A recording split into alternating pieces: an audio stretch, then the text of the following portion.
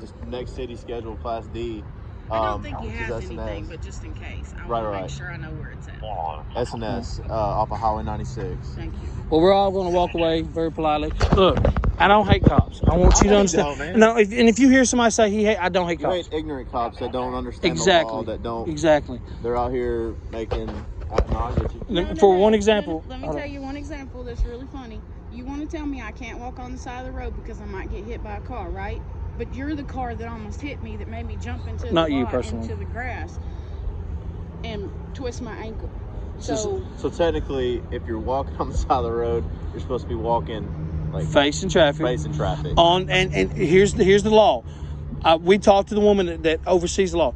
If you're walking side by side, you can walk one on side of the y'all call it a fog line, I just call it a line, and the other one on the inside. As long as the one on the outside moves when traffic comes. Okay. It's your own safety. Officer Carter stopped us. He was the one that stopped and said we wouldn't move for him. He pulled into the ditch and almost hit me, and I'm standing in the grass. But you tell me I can't walk on the side he's of the cool. road. Well, does that make sense? You see where conflicting everything? You try to hit me with your car and then try to tell me I can't walk on the side of the road. But you're the one that almost hit me trying to pull me over for nothing. A deputy sheriff runs 2 red lights, does over 60 miles an hour to catch me for my tag light being out. Pulls me out of the car, asks my ID and everything. So I asked to see the tag light. When I got out, before I can even round to see the tag, I seen the light going. I said, you run 2 red lights and sped with no lights on to pull me over for something that's working. He looks at me and says, I have the right to. I said, no. And it was Bledsoe, Deputy Bledsoe. I'll put him out on blast. I ain't worried. The sheriff? Yes, Deputy, no, not Jeff. Bubba. James, yeah, Bubba.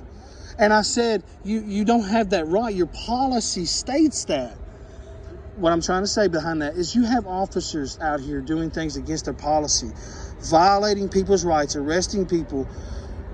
I wouldn't say murdering people, but that has happened for stuff that they're trying, they kill this man for doing something wrong, so they're violating the law to kill him. Do you understand what I'm saying? Perfect example. My name is a black name. It is. My name's Tondalea Dinesh Sabat Waldrop. So when you see me riding around in the Malibu with tinted windows, what do you think you're pulling over? Okay. Yeah. We're not saying you're racially profiling, but the window for this guy, and the look on his face was pure shock because he thought he got himself a drug dealer who was black. Asked her 3 times. I thought you were in my name was. A red PT Cruiser. PT Cruiser. She had that. She had the Remember, Malibu. I pulled you over. Mm-hmm. For the tag, tail PT Cruiser. PT Cruiser. Your lights were out, no insurance and all that stuff. Before that, I didn't write her a citation though. No. Before that, I had a Malibu. It was you and Lane. Remember that? Yeah. Pulled you over at Camino. Yeah. You had a Malibu. What do you have now? The same PT Cruiser, but the transmission's out. So, but I had the Malibu before the engine messed up, so we sent it back. But I had tinted windows because I have vertigo. So when y'all come up behind me with lights, as long as they're dimmed, they don't bother me. How is is it your oldest son that had autism? Yeah, he's great. How's he? Do you know one of your officers pulled him over? No, recently, just like in November, October, pulled him over. He was walking down the road. He was walking down the road. He was pulled over by the officer that wears glasses at night. Mm-hmm. There's a bunch of them, man. Okay. Actual, like, glasses? Yeah, glasses. Yep. Okay. Pulls him over. He says he had an anonymous call for a suspicious person walking down the road. Asked him his name. Now, my son, here is my words to me, and I might tear up. His words were, Dad, he's got a gun. He can shoot me. He's got cuffs. He can cuff me and take me to jail for nothing. I got called to come from work to pick him up at 8:30 at night. So he says, I give you my name. Am I free to go? The guy says, no, because you have autism. I don't feel safe letting you go. But my son made it the way it was. He violated his rights as a human being. He's 20 years old with autism. He profiled him with having autism. To me, that's profiling somebody. I didn't even know he had it. And autism? Yeah, I didn't know. All because of what? I didn't even know that. I can't no video. I have no body cam, no dash cam. They don't have the call.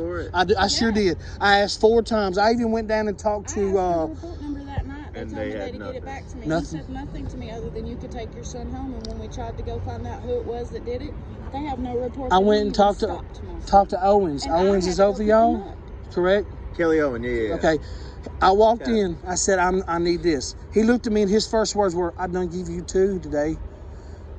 I said, sir, it doesn't matter how many public request forms I put in. You want. But this is important to me. You do not lie to someone, especially someone with autism, because that first story you tell them sticks with them forever.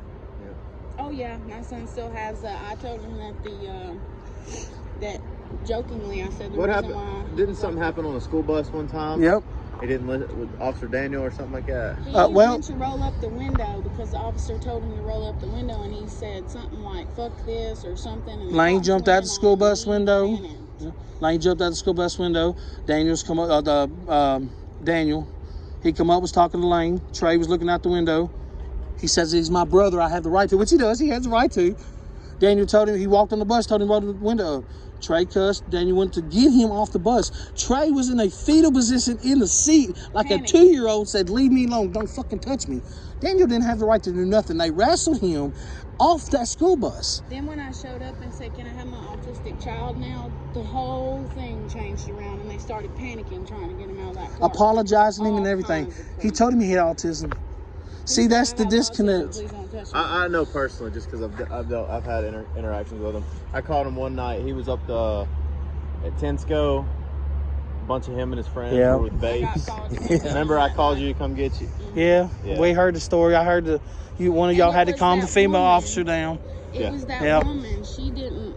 She'd had a dealing with him before, and I don't know what she doesn't like about him, but she kind of gives me. We have another example of how the disconnect with officers, and I'm just telling you this for you to understand. That's the cop I was trying to explain to it, but he couldn't explain to me anywhere. My son and his friend. No. No, I was saying he was trying to make sure I knew what was going on. He's very nice, and I couldn't tell him who you were because I didn't check your name. I was just trying to get Trey out of the way.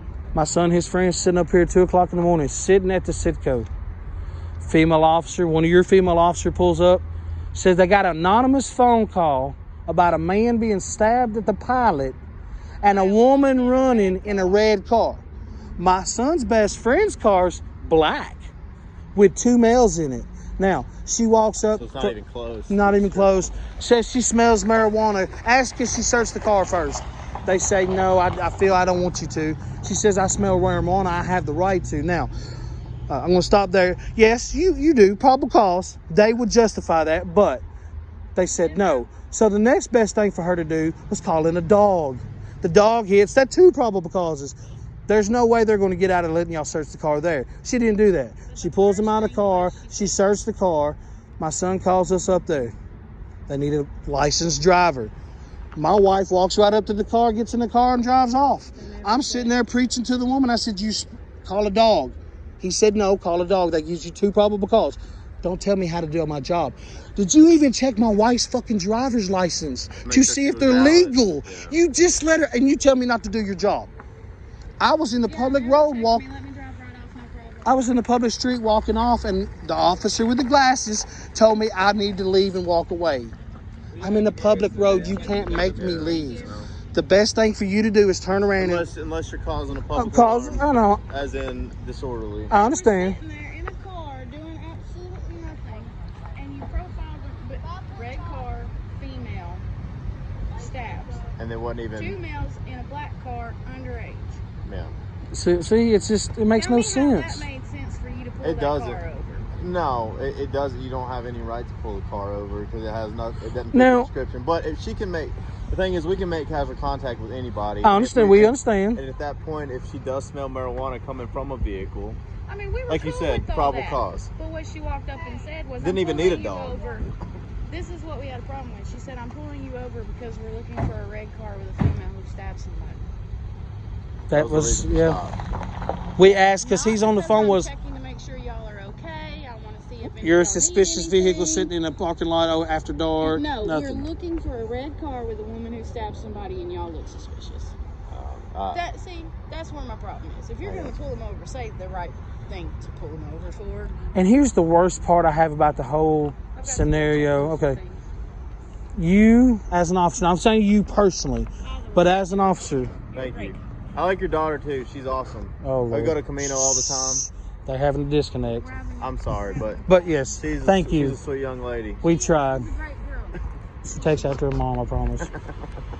Y'all have the permission by the courts to lie in any investigation you want to get the truth out of somebody. Isn't that bad? That is horrible. If I lie to you, I can get a felony charge. False report. See, do you understand? Yeah, yes, no, it is. And like I told the night y'all was here, like I told Carter, I honestly, my opinion is that if you want to get a job to be a police officer, you need to have a high school diploma or an equivalent, and college. You need to start college and learn the law. Yeah. You need to have, and you need to, we are paying not just my tax dollars, anybody that pays taxes, you're paying double tax. Did you understand? Yeah. So it pays for you to go to school. Yeah. Why not put yourself through school? It should be mandatory to me. Well, like you already know, they put us through like a 12-week academy where they put us through college education classes as far as like basic law, but see, the cases and everything like the that. problem with basic law is a lot of the officers, 98% of the officers that come out of that academy for basic law doesn't know the First Amendment of the law or our First Amendment. So they're just going, if somebody says, oh, he cussed me, I was arrested for disorderly conduct for saying the word fuck. I called Eric Donitz over there, at the laundromat. I called Eric Donitz a fucking liar. That's all I said to him. BJ and I was Walls arrested. Arrest you? Yes, sir. I saw that on YouTube. Yes, sir. And I will put this on and have this conversation on YouTube. I don't do it for the bad. Right. I do it for all of it. All we want is accountability. And I know it just don't start with y'all. It's way up there. Right. And I mean, it goes to the tip top. It's a big, huge election. It goes way up there. Right. But it has to start here. This is where we have all the disconnect. I didn't come into the first of George Floyd.